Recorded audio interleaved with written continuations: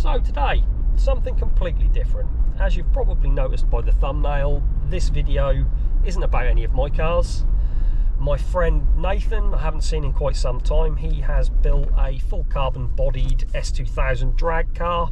So now heading across to see him, catch up and just see what he's been up to.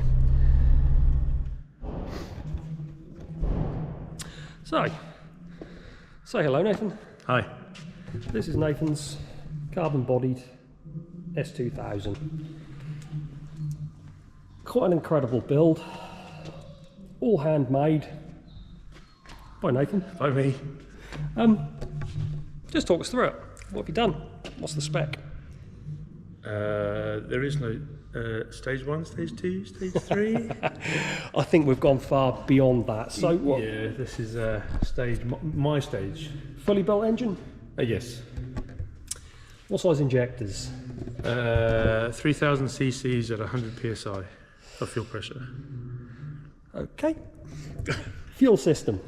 It will run a mechanical fuel pump, which it does fit down there. As you can see, the pulley has an additional on the end, which I've had custom made to run a belt-driven mechanical fuel pump. The fuel pump at 9,000 RPM will do 12 gallons a minute. It's incredible. The turbo is absolutely gigantic. Yeah, she's equivalent to a 7385, running at about 51 psi of boost. Obviously, Pulsar turbo, only the best. Pulsar turbo. Everything that you see from the start to the finish has been handmade here.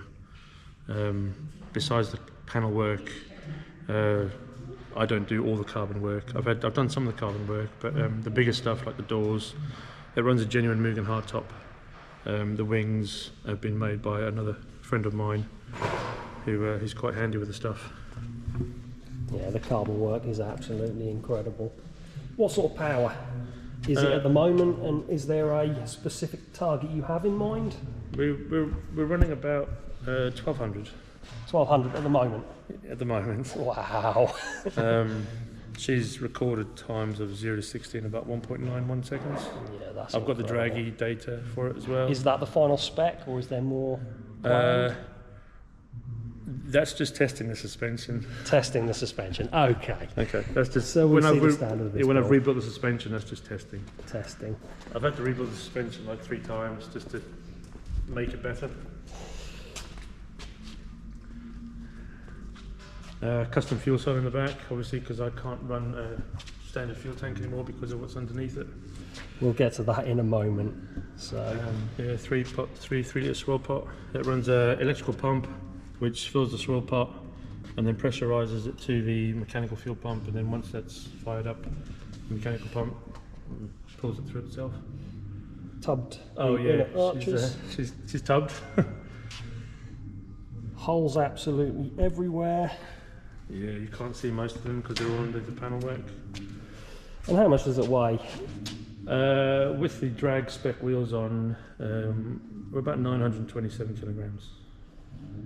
Yeah, this thing must fly.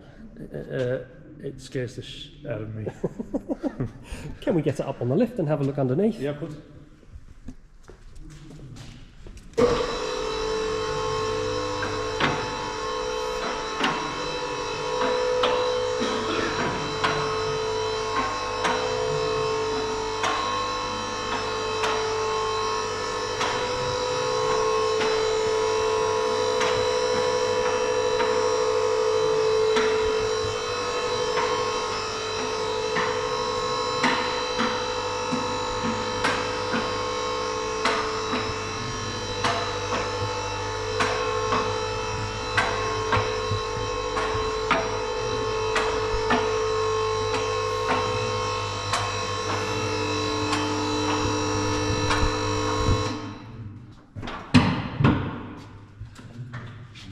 Good to go. So this is a part of the build I'm certainly not familiar with. What's that? That's my 9-inch. I'm sure it is. So it's a 9-inch solid axle. It's from a Ford. From a Ford. Has that been modified in any way, or is it just been rebuilt with better internals, just to take a bit more torque, a bit more horsepower. The internals are rated to about 1800 to 2000 horsepower. Yeah. It runs a Pro Mod 4-link rear setup. Fully adjustable. Yeah, all Not race that jointed. I understand any of that at all. It's all got to do with lift and squat, depending on what you want the car to the rear end to do. It's all involved in the angle of the diff and the axle. So it sort of digs in on launch. I'd more, rather do a general, what people assume is a squat and go, Okay. or it will do a lift and go. Yep. I want to do the lift and go part. I don't want to do the squat. I Okay. don't want to wheelie. You don't want to As wheelie. fun as people might think you can wheelie a car, it does cause damage. So I can imagine. don't want to wheelie The amount of work that's gone into this is just mind-blowing. It's all been a lot of trial and error. Very, very, very tidy as well.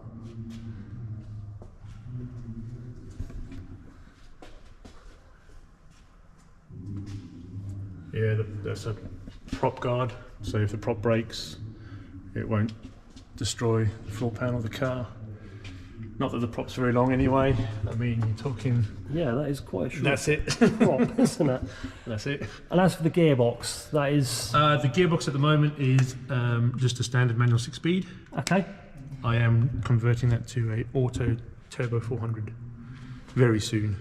Okay. Hence why the car's on the ramp now, because we'll be starting that conversion soon. And the standard gearbox has held up to... I've run through 3 of them. 3 of them. Okay, so it hasn't held up to what you've currently... No, the standard gearboxes are made of chocolate. Okay. You can probably do 500 horsepower, and then she starts to hurt. Okay. And what happens? Third gear? Yeah, 3rd gear, 4th gear, strip all the gears from it as well. Yeah, standard, isn't it? Similar to drifting. They're not very... The same with the rear diff as well. Rear diff will handle 500 horsepower, and then they're made from chocolate again. Yeah. A lot of people operate the rear diffs. Obviously, I've gone a bit excessive in the way I've operated mine. Yeah, that is Yeah, full wishbone system, suspension setup, stop the axle from floating left to right. On a floating sliding bar system. Basically, it's a drag suspension rear end. Yeah. The same as like Cletus runs in America, all the big guys run. Is it road legal? It is. It's MOT'd, road legal, including the tyres and the wheels. Crazy. Absolutely crazy. Let's go and have a look under the front. So we have a standard braking system. Just operated discs and pads. Yeah. Car's so light, so I don't need huge brakes anyway. Yeah. Full braided line. It runs a servoless braking system as well, so I don't run a brake servo. Upgraded front anti-roll bar. Yes. Some It's a hard race one. bracing in there. There is a bracing because the turbo is hard mounted to the chassis. I see. And then Solid engine mounts. no Vibratechnic engine mounts, but the sleeve, the collector for the manifold is a sliding collector, so when it does expand, Oh, it brilliant. slides in Okay. there. And then I've had no issues with cracking, no issues with anything like that at all, blowing. So yeah, that's worked reasonably well. The rest of the front suspension is D2 coilovers with custom springs on the front. Yep.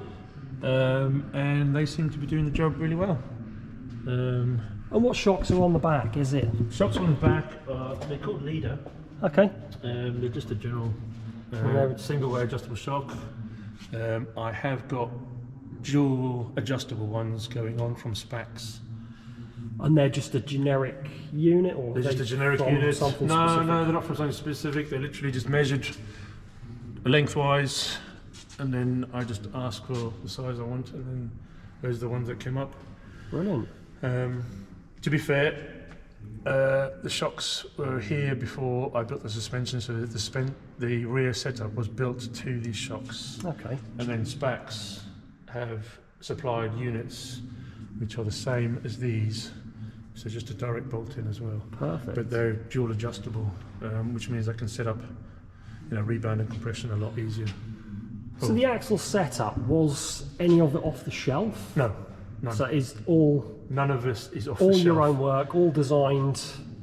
Yeah, I've cut it all off. the geometry. I've cut it off twice and redone it twice because, as you can suspect, this has never been done anywhere here. No. American guys do this all the time. Not here in the UK. Like Not with the here in best Europe. things, all trial and error. Yeah. You realise when you've got the suspension wrong, when it's locking up and it's not doing anything, and you squeal across the road for the wrong direction. You're like, yeah, I've got something wrong. I need to adjust Go something. back and cut something off and try again. Yeah.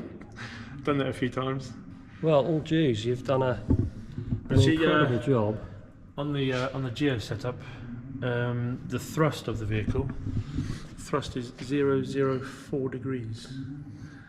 What does that mean? That means it's straight as in an arrow. Okay, I see. So it's got no left pull or right pull. The thrust of the vehicle with the rear tyres and the front tyres are so near enough perfect. Perfect, that's great.